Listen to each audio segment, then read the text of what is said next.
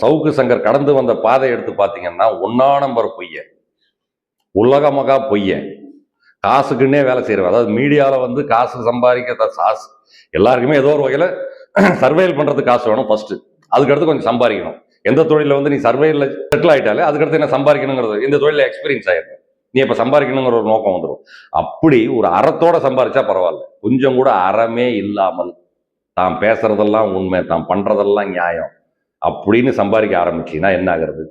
இதுக்கு முன்னாடி நீ வந்து பெருசா சவுக்குன்னு நக்கீரன்ல பத்திரிகையில எழுத ஆரம்பிச்ச காலத்துல உன் உருவமே தெரியாம யாருக்கும். நக்கீரன் காலத்துல இருந்து பாத்தீங்கன்னா சவுக்குன்னு ஒரு பக்கமே வருவாங்க. இவர் சொல்ற இப்ப காசி பேசுறாங்கல்ல மீடியாவில், அன்னைக்கு சோசியல் மீடியாலாம் கிடையாது, அன்னைக்கு ஸ்மார்ட் போனும் கிடையாது. நக்கீரன் பத்திரிகையில இவருக்குன்னே 2 பக்கம் இருக்கும். ஏன்னா நக்கீரன் பத்திரிகை இப்படியே தான் வந்தது. அடுத்தவங்களை டாமினேட் பண்ணி அந்த கட்சியை குறை சொல்லி இந்த கட்சியை சொல்ல, நாங்க தான் தமிழகத்தின் நம்பர் 1 புலனாய்வு பத்திரிகை இப்படின்னு சொல்லிட்டு. ஆனா எல்லாமே என்ன புலன் ஆயிரீங்க, ஆஞ்சு என்ன பண்றீங்க, அதை முழுசா மக்களுக்கு கொடுக்கறது இல்லை, அதை எடிட் பண்றீங்க. ரெண்டாவது இன்னொன்று என்ன பண்றீங்க, காசு பண்றீங்க அந்த செய்தியை வச்சுக்கிட்டு. அதுல வந்தவர் சவுக்கு சங்கர் நல்லா சம்பாரிச்சுட்டு இருக்காரு. அப்படி வந்து அவர் ஏடிஎம்கே அன்னைக்கு பேசுறாரு, இன்னைக்கு டிஎம்கே பேசுறாரு, டிவிகேக்கு பேசுறாரு, நாளைக்கு டிஎம்கே கூட பேசலாம். எந்த டிஎம்கேக்கு இவருக்கு முழுக்க முழுக்க ஆகாம இருந்ததோ நாளைக்கு அவர் டிஎம்கேக்கும் பேசலாம், பொட்டி கொடுத்தால் இல்லை இவருக்கு ஆதரவு கொடுத்தால். ஆனா இவருக்கு சமூக அக்கறைன்றதெல்லாம் எனக்கு தெரிஞ்சு சவுக்கு சங்கருடைய எந்த இன்டர்வியூலுமே கிடையாது. அடுத்தவனை குறை சொல்லணும், ஒரு சேம் சைடு கோல் போடணும், இந்த நம்ம ஏதோ செல்வாக்க வாங்கணும் அப்படின்னு சொன்னா, மக்களுக்கு ஒருத்தன் நான் உண்மையா இருக்கிறேன்னு சொன்னாலே அவன் அந்தரங்கத்துல உண்மையா இருக்கணும். அந்த அந்தரங்கங்கிறது சவுக்கு சங்கர் கிட்ட படுகேவலம். அதுல பாத்தீங்கன்னா ஒரு பையன் இருந்தப்ப நான் வந்து சேனல் வீடியோ போடுறது நின்று போயிடும் அப்படின்னு நீ வீடியோ போட்டு இந்த சமூகத்தை திருத்திட்ட. நீ சோசியல் மீடியாவுக்கு வந்த காலத்துல இருந்து, இல்ல நக்கீரன்ல சவுக்குன்னு எழுதிட்டு இருந்த காலத்துல இருந்து அப்படி ஒண்ணுமே பண்ணலையே. நீ தான் 4 டைம் உள்ள போயிட்டு வந்திருக்கிற, பல பேரை அவதூறு பரப்பி இருக்கிற. ஏதாவது உண்மை இருக்குதான்னு கேட்டா கிடையாது. நான் ஸ்டாலினை நேரா மீட் பண்ணேன், நான் கரெக்டா டேட்டு டைமோட சொல்லுவேன், நிறைய விஷயங்கள் அந்த மாதிரி இருக்குது.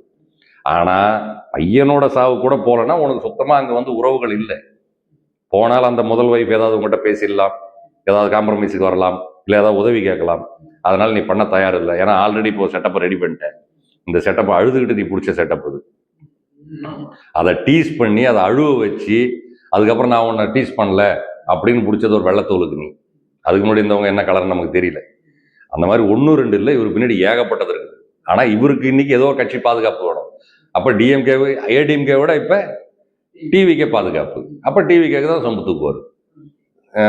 நாஞ்சில் சம்பத்தினுடைய அடுத்த வருஷம் நாடு சம்பத் காமெடியாக பேசுவார், இவர் சீரியஸாக பேசுவார். ஆனால் வெக்கமான சூடு சொரணை இதெல்லாம் கிடையவே கிடையாது. பணம் மட்டும்தான் பிரதானம். ஆனால் அவருக்கு பின்னாடி ஒரு 10 லட்சம் ஃபாலோவர் இருக்கிறான். அண்ணன் எம்எல்ஏ சீட்டுக்கு நில்லுனேங்கிற அளவு பேசுறதா கேள்வி. அரசியலுக்கு வாங்கினேன்னு இவர் ஏதோ சகாயம் மாதிரி, நேர்மையானவர் மாதிரி, அரசியலுக்கு வாங்கினேங்கிற மாதிரி பச்சை 1 நம்பர். காசு கொடுத்தா யாருக்கு வேணாலும் பேசும். பாலிசி எங்களுக்கு காசு, மக்களுக்காக போடுறேன்னா நீ அப்படி என்ன போட்டு சாதிச்சுட்டு அம்மாவுடைய இடத்துல நீ போட்டேன். என்ன பெரிய சிவாஜி கணேசனா? சிவாஜி கணேசன் சொல்லுவாங்க, சவும்போது என்னுடைய மேடையிலேயே மூச்சு போயிடணும், அவர் பர்சனலாக யார் சேர்த்தாலும் போக மாட்டார், என்ன ஷூட்டிங் வந்துட்டோம் அப்படின்னு சொல்லிட்டு. அந்த கடமை உணர்ச்சி ஓகே. இன்னைக்கு உனக்கு என்ன கடமை உணர்ச்சி? இன்னைக்கு ஒரு எபிசோடு போடலன்னா உனக்கு என்ன லிங்க் கட் ஆயிடுமா? 4 அசிஸ்டன்ட் வச்சிருக்கிற, எவனோ ஒருத்தன் போட போறான் நீ தேதியில. அண்ணனை பார்க்கலன்னு யாராவது ஏங்கிட்டு இருக்காங்களா? இல்லை பழைய வீடியோ பார்க்க மாட்டானா? இல்லை நீ அந்த வீடியோ இப்படியே போட்டு போகலாம், போற போக்கில் காரில் உட்காந்து பேசிக்கிட்டே, அம்மா இருந்த காலத்தினால இன்னைக்கு ஒரு போஸ்ட் போட முடியல, மன்னிச்சுக்கோங்க, நான் இந்த போஸ்ட் போடலான்னு நினைச்சேன், கொஞ்சம் மனநிலை சரியில்லாமல் இருக்கேன், அம்மாவுடைய கடமைகளை முடிச்சுட்டு வந்து போட்டுறேன் அப்படின்னா என்ன எல்லாரும் வீட்டுக்கு வந்து தர்ணா பண்ணுவாங்களா? இல்லை இவர் வீட்டுக்கு வந்து இதை ஊத்துனாங்களா முன்னாடி? அந்த மாதிரி எல்லாம் எடுத்துட்டு வந்துருவாங்களா பக்கெட்ல? நீ வீடியோ போடல, என் வீட்டில் சாப்பிட முடியல, நீ வீடியோ போடல, எங்க அம்மா தூங்கல, நீ வீடியோ போடல, என் பொண்டாட்டி என் கூட வரமாட்டேங்கிறா அப்படின்னு வீட்டுக்கு வந்துருவாங்களா அவங்க கூட? இதை ஒரு காரணம்னு சொல்றேன். இந்த காரணம் நியாயமா இருக்கணும். நீ சொல்றது வந்து பக்கா அம்புக்கு. உன்னால் அந்த மனைவியோட மூஞ்ச போய் பார்க்க முடியல. பார்த்தாங்க கிழியும். 4 பேர் கேமரா எடுத்துட்டு போவான். நீ சோறு தின்ற இடத்துக்கெல்லாம் கேமரா எடுத்துட்டு போற. ஆந்தி வேலை போற, ஒரு ரெஸ்டாரண்ட்ல நிறுத்துற, அங்க சாப்பிட்றதெல்லாம் வீடியோ எடுத்து போடுற. நீ என்ன ஃபுட் டிராவலா நடத்திட்டு இருக்கிற? நீ பொலிட்டிக்கல் பேசிட்டு இருக்கிற ஆளு. அப்புறம் எதுக்கு அந்த சாப்பிட்றதெல்லாம் எடுத்து போடுற? மாலுக்கு சுத்த போற, அங்க 2 பேர், அண்ணா வரான், வாப்பா போட்டோ எடுத்துக்குப்பா, ஆனா வாப்பா போட்டோ எடுத்துக்குப்பா. அந்த புள்ள என்னவோ பின்னாடி அந்த பக்கம் போயிட்டு, நான் எக்ஸிபிஷன் தான் வந்தேன், அங்கே நகைலாம் நல்லா இருக்குது, நகை கடை அதை பற்றி என்ன பேசுறீங்கன்னா அவர் முன்னாடி நடந்துனே இருப்பார், காதில் வாங்காத மாதிரி. இது ஏதோ நகையை வாங்கி கொடுக்க பின்னாடி போயிட்டு இருக்கு. என்னமோ ஒரு உங்க குடும்பத்தினுடைய உங்க அந்யோன்யத்தை எங்க காமிச்சுக்கிறீங்க. நீங்க உங்க அந்யோன்யம் எங்க யாருக்கு தேவை? நீங்க வாழ்ந்துட்டு போங்க, உங்களை யார் வேண்டான்னு சொன்னது? அது உங்களோட வச்சுக்கோங்க. அதை விட்டுட்டு வீடியோ போடுறதுக்காக என்னுடைய மகனுடைய மரணத்துக்கு நான் போகலைங்கிறது பச்சை பொய்யா தெரியுமா தெரியாது? அவ்வளவு மாக்கான மக்கள் போய் அங்க பார்த்தா பிரச்சனை ஆயிடுங்கிற பயம். டிஎம்கே தோல்வி அடைந்ததற்கு காரணம் சவுக்கு சங்கரனுடைய பிரபகண்டா அப்படின்னு சொன்னா சோறு தின்ற என்னால் அதை ஒத்துக்க முடியாது. நானும் டெய்லி மீடியாவை பார்த்துட்டு தான் இருக்கேன். டிஎம்கே தோத்து போனது காரணம் டிஎம்கேனுடைய நடவடிக்கைகள் தானே தவிர சவுக்கு சங்கர் ஒரு பெரிய காரணம்னு சொன்னா அதை ஏற்றுக்க முடியாது. சவுக்கு சங்கரே மனசாட்சியோட பார்த்தா கூட அதை சொல்ல முடியாது. இவர் என்னமோ சொல்லி ஓட்டை கெடுத்துட்ட மாதிரி, நீயே ஒன்னா நம்பர் ஃப்ராடு, அது ஒரு ஃப்ராடு, அவங்க பண்ண செயல்நிலையினால அவங்க ஓட்டு வாங்கல, அது அவங்க தான் முழுக்க முழுக்க காரணம், எதிர்கட்சியே காரணம் கிடையாது. அப்படி இருக்கும்போது சவுக்கு சங்கரனுடைய விஷயத்தில் தான் அப்படின்னா அந்த கள்ளக்குறிச்சி ஸ்கூலுக்கு பேசாத பேச்சவனி எவ்வளவு அப்பாண்டமா வந்து ஒரு பொண்ணு மேல பழிய போட்டீங்க.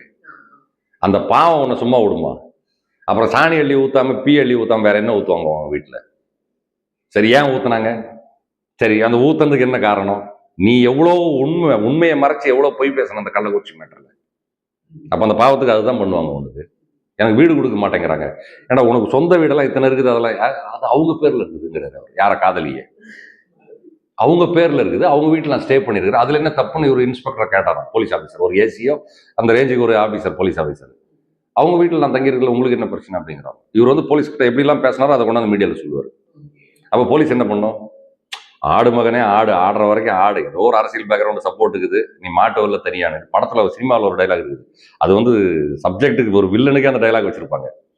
மந்திரி நான் பின்னான்னு பேசிட்டு இருப்பாரு, இவர் இன்ஸ்பெக்டராக போலீஸா இருப்பாரு ஒரு கேரக்டர்.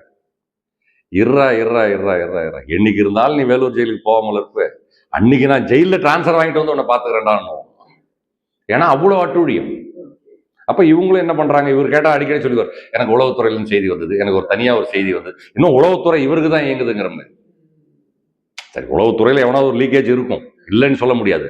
ஆனால் உங்ககிட்ட எந்த எவிடன்ஸை வச்சு டிஎம்கே ஏமாத்தி ஏமாத்தி ஏமாத்தி ஏமாத்தினா அதை குறை சொல்லி சட்ட ரீதியா பார்த்தா எனக்கு ஒரு பெரிய டவுட் வந்தது. இந்த ஆளு கிட்டத்தட்ட ஒரு 15 வருஷத்துக்கு முன்னாடி சஸ்பெண்ட் ஆயிருக்காரு.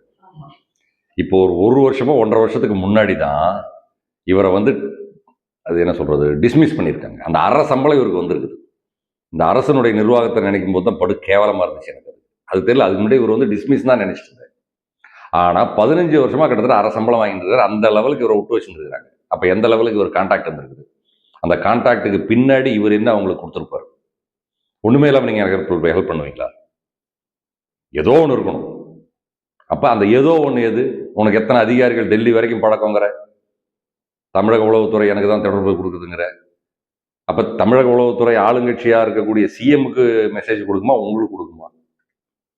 ஆனா இதையே வச்சுக்கிட்டு இத்தனை வருஷமா நீ வண்டி ஓட்டிட்ட, சேனலை மூட்டாங்க, எங்க வீட்டுல சாணி அள்ளி ஊட்டிட்டாங்க, சேனல்ல எக்யூப்மெண்ட்லாம் தூக்கிட்டு போயிட்டாங்க, நான் எப்படி குழப்பம் நடத்துறது அப்படின்னா அடுத்த நாள் ஒரு வீடு காமிக்கிறாங்க, அந்த வீடு பிரம்மாண்டமா இருக்கு.